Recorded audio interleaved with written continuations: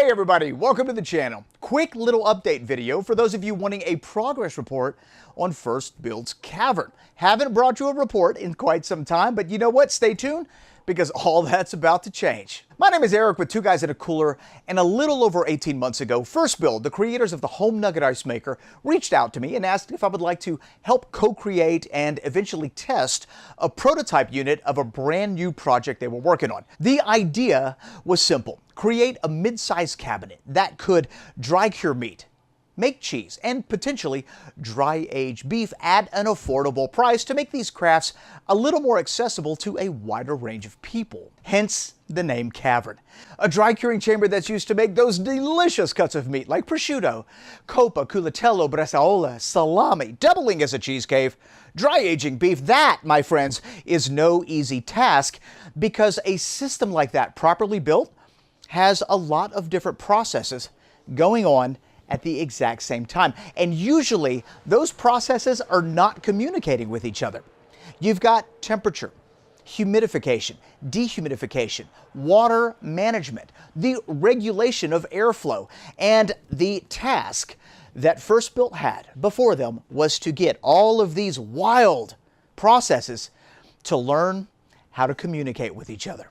But there was only one problem. The engineers over at First Build did not have a lot of experience with charcuterie, and that's where I came in. Over the next year, we talked weekly. It was like having a one-on-one charcuterie class with the engineers over at First Build. We talked about how to properly dry salami, the importance of creating a microbiological colony inside your chamber, and how that relates to humidity. We talked about airflow, we talked about mold, we talked about water management, and after each call, I could see light bulbs going off as they were starting to understand the intricacies of this craft. And then a prototype was built. Can you even imagine my excitement to be able to get my hands on a prototype unit that could potentially change the entire marketplace for dry curing cabinets? Oh yeah, we're dry curing meats, and we started the day we received the unit. And let me tell you, we packed that baby full of meat.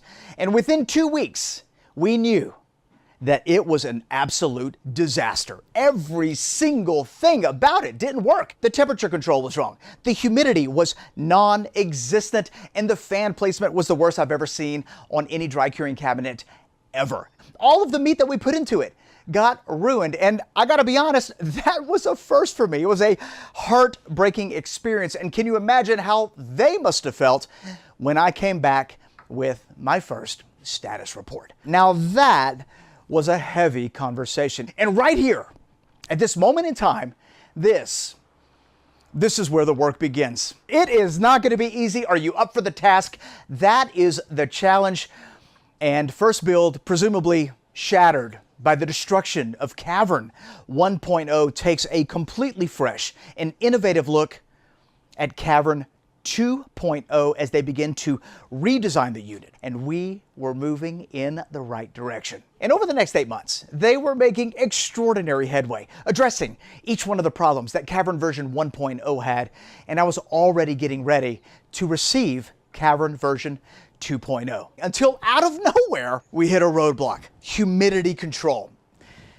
Truth is, roadblock probably isn't the best way to describe it. It was more like we drove up to the Grand Canyon only to realize that we needed to be on the other side. All right, now, small problems, they're not that big a deal. You can usually get a think tank of brains together to figure out the problem and fix it without spending a whole lot of money. But big problems, like humidity control, that can be problematic.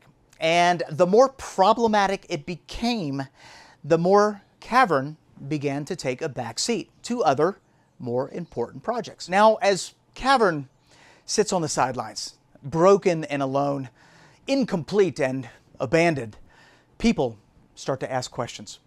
Is this project even worth completing?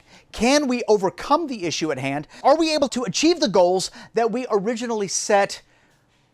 Are we too late to come to the market with a product like this? Has the competition beat us to the punch? These are questions that executives at any respectable company would ask when it comes to prototype projects like Cavern, especially since it was taking so long and those very critical hurdles were not being overcome. Unfortunately, Cavern did not have the right answers to those questions and has since become a casualty of enterprise. Now, the official word is that the Cavern project has been shelved, hopefully to be revived in the future, but let's be honest.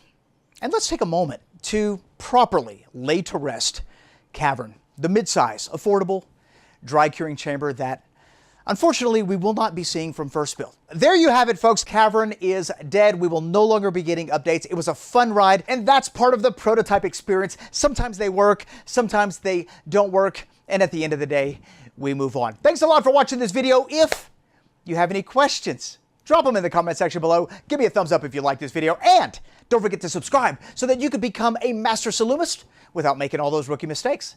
See you in the next one. Bye-bye.